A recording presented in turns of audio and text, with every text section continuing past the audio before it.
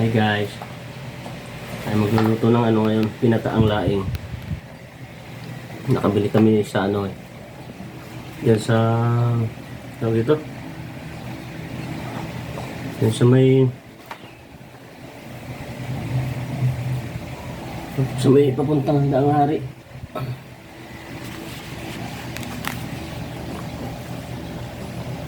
Maraming ano dun laing. Kaya nagmili kami kahapon.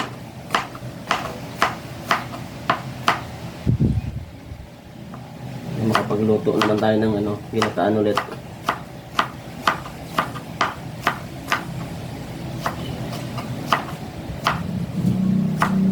Gulay-gulay na naman tayo.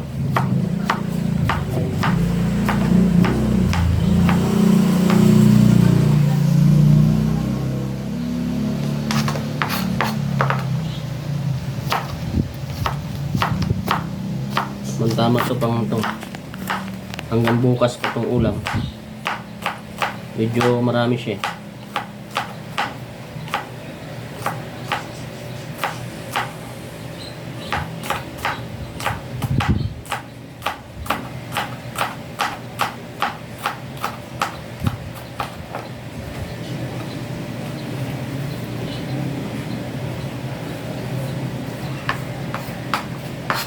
Lagyan natin ng ano, maraming sili.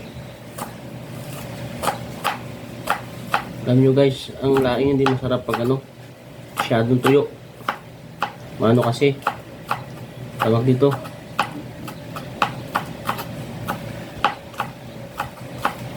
makunat na kainin. Dapat yung tamang tuyo lang, na medyo ano pa yung ano, green pa yung dahon ng ano, gabi.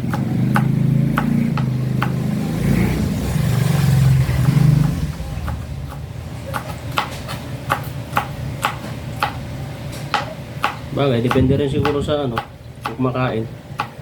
Pero para sa akin, mas masarap yung ano, medyo sariwa pa. Kasi ano siya, mabango pag niluto. Kaya hindi masyado matakaw sa nyug. Kasi pag tuyong-tuyo na, kailangan doon talagang maraming nyug. Pag kukunti lang nyug, nako, hindi masarap.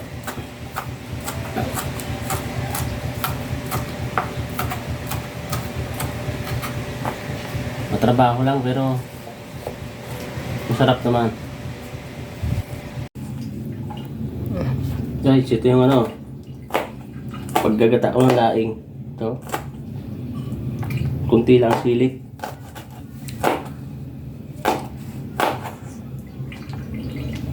Kunti lang sili nito. Yan.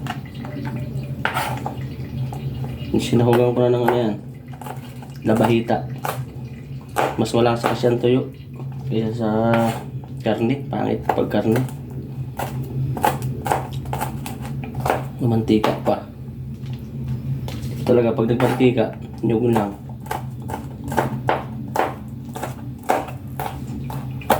Sili pa lang, solve na. Ano na. Ayan guys, oh.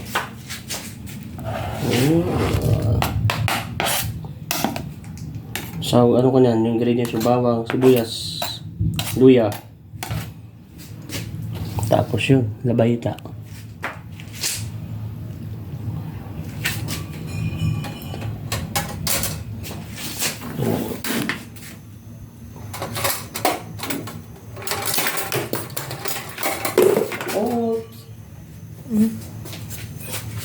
Yes, ang ganyan.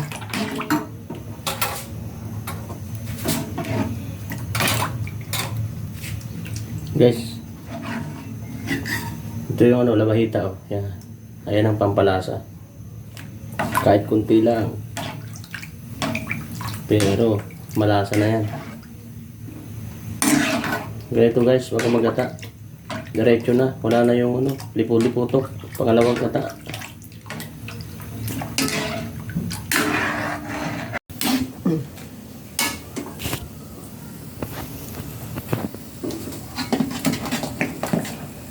Guys, kulo na tong ano, gata. Pagkatapos kumulo, ayan. Lalagay na namin yung laing. Ayan.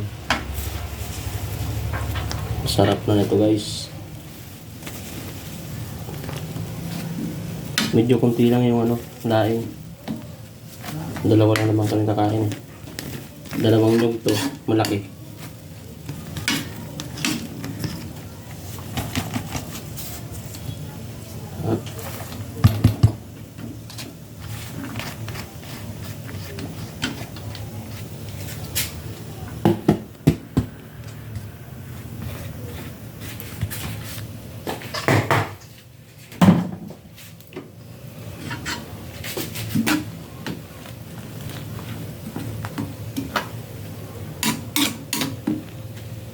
Yan sa ano yan, matuyo. Pag natuyo na yan, tapos na gano'n, lumabas na yung mantika ng ano, nyug. Okay na yan. Yan guys. Yan mo.